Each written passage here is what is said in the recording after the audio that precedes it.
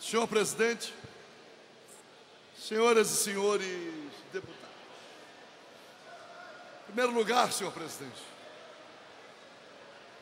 prestar os devidos esclarecimentos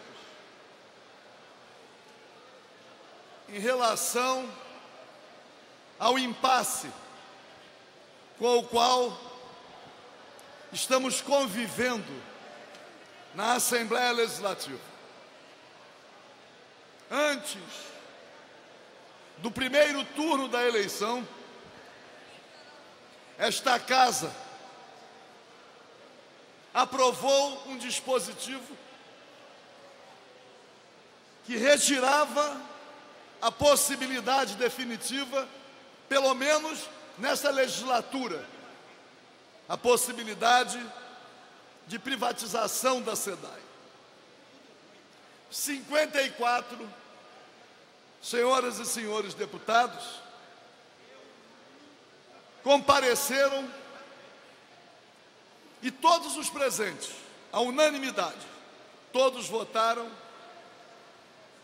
favoravelmente à preservação da SEDAI como empresa pública estatal e indivisível.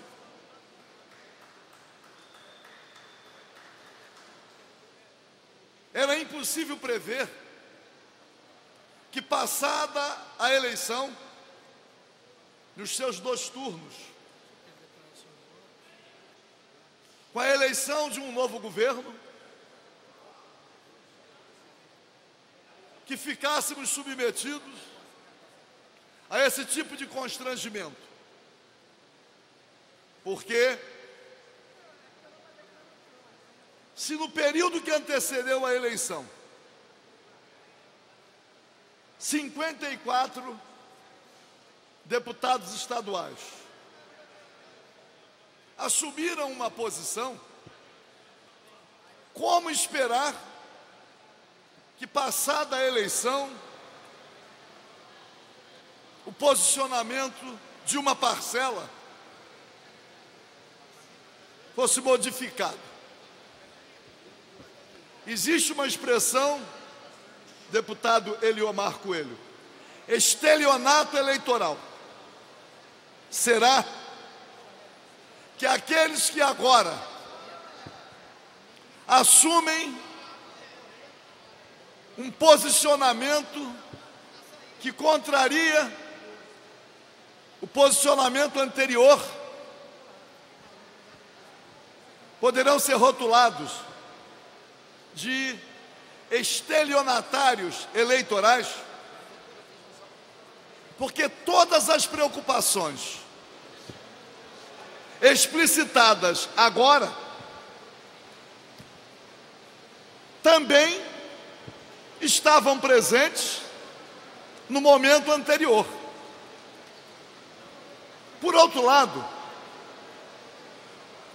o governador eleito, que será empossado aqui neste plenário, no dia 1º de janeiro de 2019, tem proclamado aos 4 ventos, aliás, inclusive, através da manifestação daqueles que estão aqui no exercício do mandato e que o representam, que está disposto a não privatizar a SEDAI.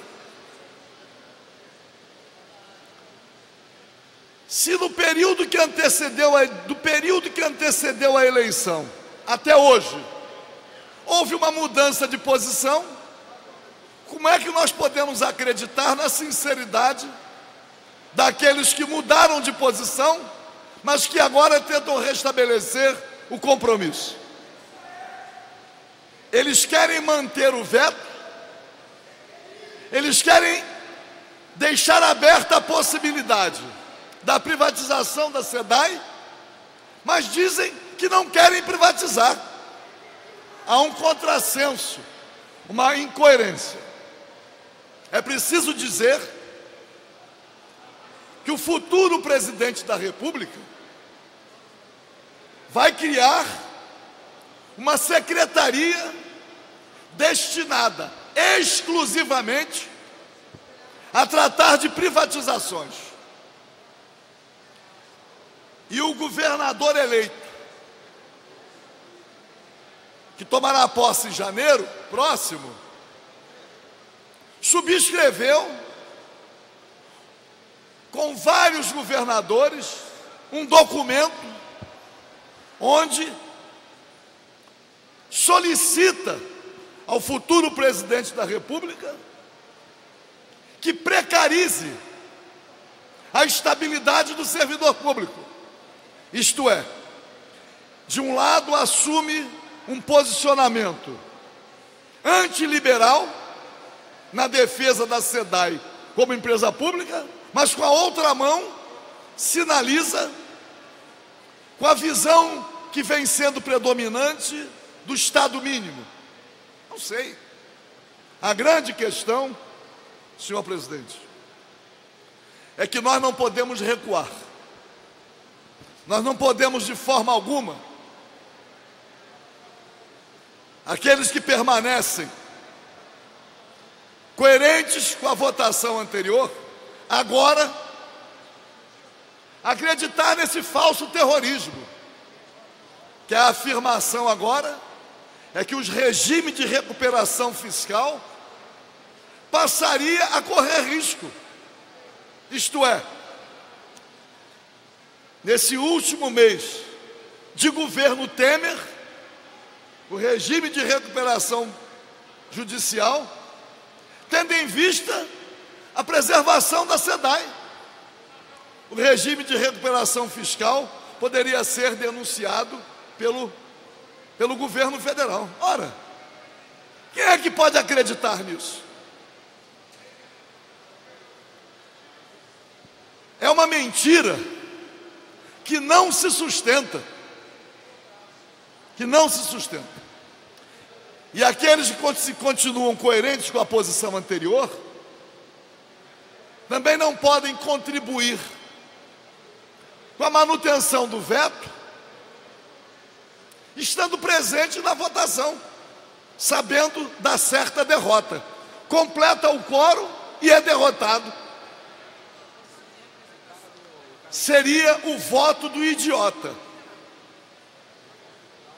Então, senhor presidente, tenho certeza absoluta que uma parcela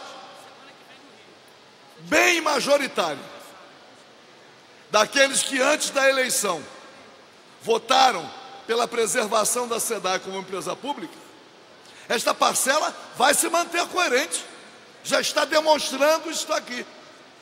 E o governo, o futuro governo, que assuma a responsabilidade através da presença e do voto daqueles que pretendem lhe dar sustentação, completando o quórum e decidindo. E nós não podemos também, diante dos demais vetos e das demais matérias pendentes de votação, nós não podemos nos submeter. Que o futuro governo, este sim, e a bancada que o representa aqui, que eles assumam a responsabilidade. Porque temos matérias importantes a votar, além dos demais vetos, temos o orçamento, a prorrogação da calamidade pública. Claro que são matérias importantes. Mas quem tem que ter a responsabilidade? Somos todos nós. Qual a razão?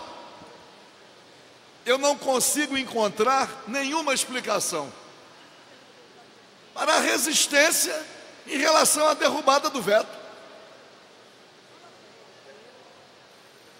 Qual a razão?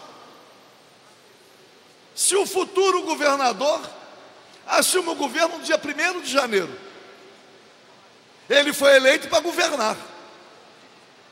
Eu acredito que ele, ao assumir o governo, já estará contando com um suporte de alto significado para ele cumprir com o compromisso de não privatizar a SEDAI. Ele já terá essa sustentação política e essa sustentação legal. Sustentação política em função de sua palavra e dos parlamentares que estarão aqui exercendo o mandato. E sustentação legal pela retirada da lei da possibilidade de privatização da SEDAI. Ao contrário, a derrubada do veto fortalece a posição do futuro governador, que não quer, segundo ele próprio diz, privatizar a SEDAI. É exatamente o contrário. Manter o veto significa retirar do futuro governador uma força maior. É um equívoco. E, obviamente, em sendo um evidente equívoco, passa a ser suspeito. Porque ninguém pode deixar de reconhecer que a derrubada do veto, com a preservação da SEDAI como empresa pública, a impossibilidade ou a dificuldade maior para a privatização fortalece a posição do futuro governador. Então, senhor presidente, eu venho a esta tribuna, obviamente, para discutir o veto total aposto ao projeto de lei de autoria do deputado Felipe Soares e tio Carlos, que dispõe sobre a criação do aplicativo Jovem Protegido para o encaminhamento de denúncias de violações aos direitos da criança e do adolescente. Sabemos que as crianças e adolescentes têm sido vítimas de todo o azar, de toda a sorte de violência, de todo o azar de violência. E os autores do projeto têm a intenção de criar mais um mecanismo protetivo. Eu confio, até porque já faz parte do acordo, eu confio na derrubada desse veto. Este veto será derrubado, sem nenhuma dúvida. Já há acordo para a derrubada desse veto.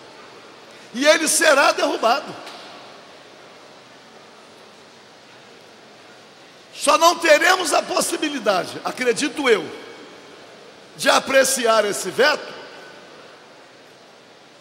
se a bancada do futuro governo, já representada nesta casa, não concordar com a derrubada do veto em relação à SEDAI.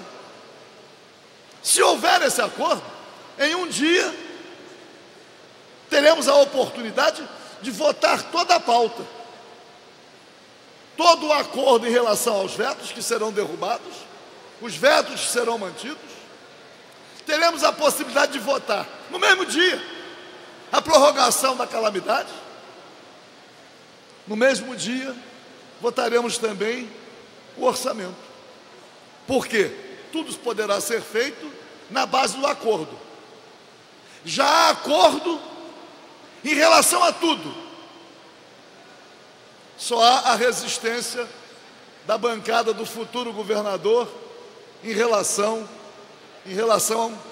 à proteção que a SEDAI merece, em homenagem aos interesses maiores da população do estado do Rio de Janeiro. SEDAI pública, estatal e indivisível. Por favor, deputado. Então, eu acredito, senhor presidente, e acredito sinceramente, acredito mesmo, que o bom senso vai prevalecer, que o futuro governador está ciente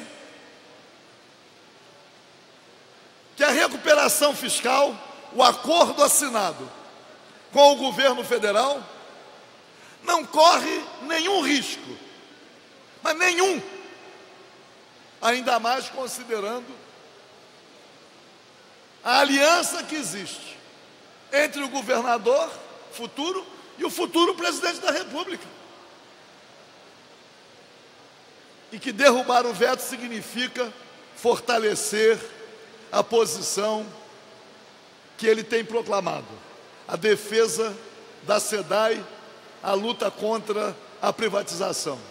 Superado esse obstáculo, poderemos aqui caminhar para concluir essa legislatura, não com alegria.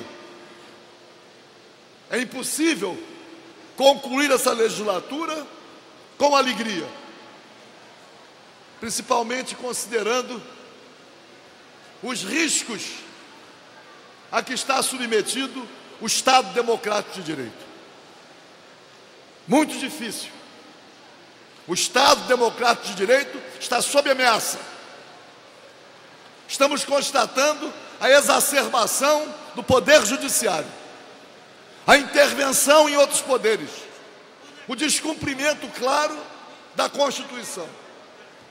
Então, senhor presidente, que tenhamos a serenidade necessária, que tenhamos a capacidade exigida de compreensão para que possamos também, além da defesa da SEDAI, defender o Estado Democrático de Direito, defendendo a Constituição, conquistas que exigiram a luta e o sacrifício de muitos. Portanto, senhor presidente, vamos caminhar, e eu vou permanecer na tribuna, que eu não sei, porque eu vou discutir todos os demais vetos. Não sei se algum parlamentar vai se dispor a discutir os demais vetos, mas eu tenho que dizer que o que eu quero mesmo é ganhar tempo para evitar que tenhamos a possibilidade, com qualquer velocidade, de votar todos os demais vetos. Porque depois da discussão não haverá mais possibilidade de fazê-lo e nos transformaremos numa máquina de votar a partir da chamada, da colocação em votação pelo presidente. Então, eu quero tentar levar esta sessão até às 17 horas, de modo a fazer com que a discussão sobre os vetos restantes não seja esgotada, porque a resistência está exatamente aí. Se queremos afirmar a defesa da SEDAI, temos que dar todas as demonstrações de que não vamos concordar com a celeridade no processo de votação. Pois não, deputado doutor Juliano? Deputado Paulo Ramos. Deputado Giulianelli, Vossa Excelência quer discutir? Não. Uma parte. Que o tempo do... É rápido, uma parte, só uma parte. Dizer, deputado Paulo Ramos, que eu concordo com Vossa Excelência, que há necessidade de discutir, concordo com a estratégia que Vossa Excelência está tomando e eu estarei sentado aqui para escutá-lo e ajudá-lo no que for preciso nessa luta. Parabéns. Muito obrigado. Deputado doutor Giulianelli, solicitar a Vossa Excelência para descansar um pouco as minhas cordas vocais. Vossa Excelência também se inscrever para discutir outros vetos. Convocar também o deputado Eliomar Coelho, os demais deputados presentes, porque estamos chegando às 16 horas e esta sessão vai até às 17. E é preciso ganhar tempo. Ganhar tempo. Cada bancada tem direito a discutir o veto através de um de seus representantes, representando o líder da bancada. Poderemos a cada veto ter 4, falando 7 minutos, e até ultrapassando um pouco o tempo, como já o fiz, para que nós possamos chegar às 17 horas sem esgotar a discussão de toda a pauta.